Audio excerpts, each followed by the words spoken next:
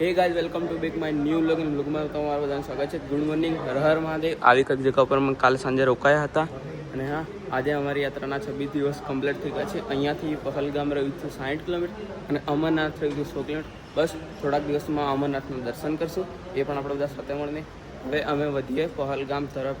બસ તો ગાઈસ અમે પહલગામ તરફ અમે જવા માટે નીકળી ગયા છીએ અને અમે કાલે સાંજે અહીંયા આર્મીનો બેઝ કેમ્પ હતો ત્યાં રોકાતા. હવે અગાડી એક બેઝ કેમ્પ છે ત્યાં જઈને રોકાશું, કેમ કે ચિરાગભાઈને લદાખવાળાભાઈનો વેટ કરવાનો છે. પહલગામમાં અમારે રજીસ્ટ્રેશન કરવાનું બાકી છે, મતલબ કે પંચીકરણ કરવાનું બાકી છે, તો બધા સાથે કરાવશું, અલગ અલગ ના કરાવશું. એટલા માટે અમે એમનો વેટ કરશું, પછી આગળ તરફ વધશું.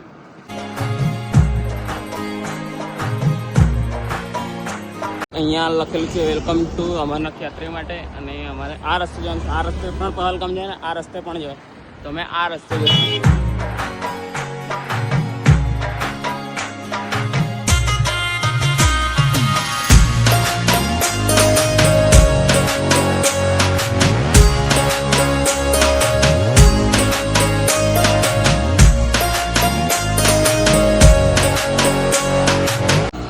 તો ગાઈસ અત્યારે 11 વાગી ગયા છે ને અહીંયાથી રહ્યું છે પહલગામ 40 કિલોમીટર. હવે અમારે સાયકલ ચલાવવાની છે 40 કિલોમીટર, પછી ત્યાંથી અમારી ટ્રેકિંગ ચાલુ થઈ જશે. અને આવી કંઈક સિટીમાં અમે અંદર આવી ગયા છે બજારમાં. તો ચલો આગળ તરફ વધે. પહલગામ અહીંયાથી 40 કિલોમીટર જ રહ્યું છે. તો ગાઈસ અહીંયા કાશ્મીરમાં અમને એવું લાગે છે આટલા મકાનો જોઈને કે અમે કાશ્મીરમાં નહીં પણ અમેરિકામાં હોય એવું ફીલ થાય છે અમને.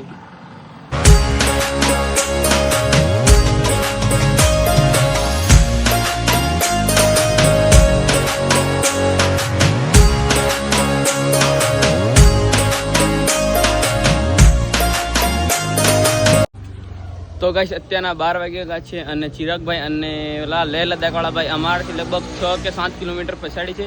અને અહીંયા દુકાન છે, તો અમે થોડાક પડીકા હળાઈ નાખીએ નહીં, ખાઈ લઈએ. હવે પછી 4 ભેગા થાય ને વધારે પછી વધારે થાય ને 4. બાકી અહીંયા ગઈ છે ને અહીંયા આર્મીવાળા છે, સામે છે, પેલી બાજુ છે, પેલી બાજુ છે. મતલબ કે અહીંયા 10-10 મીટરની અંતરમાં આર્મીવાળા મૂકેલા છે. અને કદાચ ચોકડી કેવું પડતું હોય ને ત્યાં તો કંઈક વધારે જ આર્મીવાળા હોય ને ત્યાં બહુ સેફટી છે અહીંયા. અને અહીંયા મકાનો કેવા છે દેખો ગાઈસ, પતરાવાળા છે. મતલબ પતરાવાળા કેમ છે, અહીંયા શિયાળામાં બરફ પડે ને તો બરફ નીચે ડાયરેક્ટ આવી જાય એવું હોય ને. તો ચલો ગાઈસ પડીકાને એવું હળાઈ નાખીએ. તો ગાઈસ મેં લીધી છે માઉન્ટેન ડ્યુ અને કુરકુરા. તમે હું લીધું ભાઈ ગોપુભાઈ? Apple piece. બીજું લીધું ચિપ્સ. ચલો ગાઈસ હળાઈ નાખીએ થોડીક વારમાં. એટલી વાર બેસીએ પેલા લેહ લદ્દાખવાળાભાઈ ને ચિરાગભાઈ આવી જાય. તો ફાઇનલી ગાઈસ અમારા ચિરાગભાઈ આવી ગયા છે. મારા બોલવાની જરૂર નહીં પડી, તું મળી જાય. ગાઈસ ચિરાગભાઈ આવી ગયા હે. ગાઈસ ચિરાગભાઈ આવી ગયા હે અને ફટાફટ આપણે ઝીકાટી નાખલે પૂરું થઈ જાય. ના ઝીકાટન નહીં, એમે હવે ચિરાગભાઈ નાણી આલું પડે, નવું લેવું જ પડે. આપણે ઝીકાટી નાખીએ ફટાફટ. ચિરાગભાઈ આવતા પછી લદ્દાખવાળો ભાઈ પેલો આવે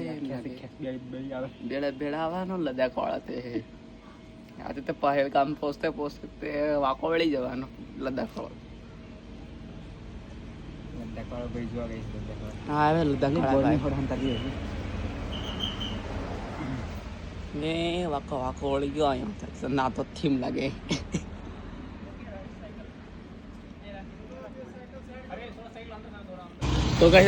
તો ગાઈસ અત્યારના 1 વાગી જવા કરે છે ને મસ્ત મજાનો પડીકા ને કોલ્ડ્રિંક એવું પી લીધું છે. હવે ચલો આગળ જે પહલગામ તરફ. અમારા 4 ભાઈઓ ભેગા થઈ ગયા છે. હવે કાલે અમે અલગ પડી ગયા હતા બપોરના, હવે બધા ભેગા થઈ ગયા છે અને ચલો હવે 4 ભાઈઓ સાથે વધીએ પહલગામ તરફ. એક ના જાય, બધી સાથે જ જાય. અમરનાથ યાત્રા માટે જાય છે. તો ફાઇનલી ગાઈસ આપણે પહલગામ પહોંચી ગયા છે. અત્યારના 3:46 થઈ છે અને પહલગામ પહોંચી ગયા છીએ.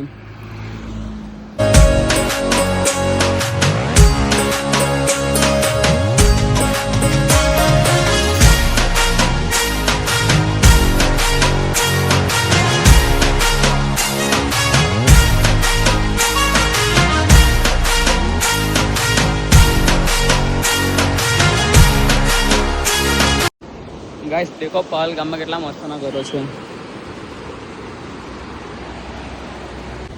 ગાઈસ ટ્રાફિક જોવો કેટલી બધી, ગાઈસ ટ્રાફિક જોવો કેટલી બધી છે. છેક સુધી લાંબી લાઈન પડી, હજુ ખબર નહીં કેટલા સુધી લાઈન છે. પહલગામ બસ 4 જ કિલોમીટર છે લગભગ, તો પહલગામ સુધી ટ્રાફિક જ છે એવું લાગે શાયદ તક. બસ ગાઈસ હવે 3 કિલોમીટર છે પહલગામ, અને અહીંયા બેઝ કેમ્પ છે એ 400 મીટર છે અહીંયા વળાંગમાં.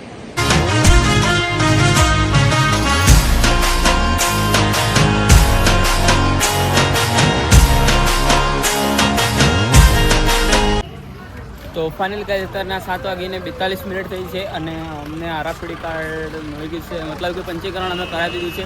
અને કાલે સવારે અમે ચઢાઈ કરશું અમરનાથની.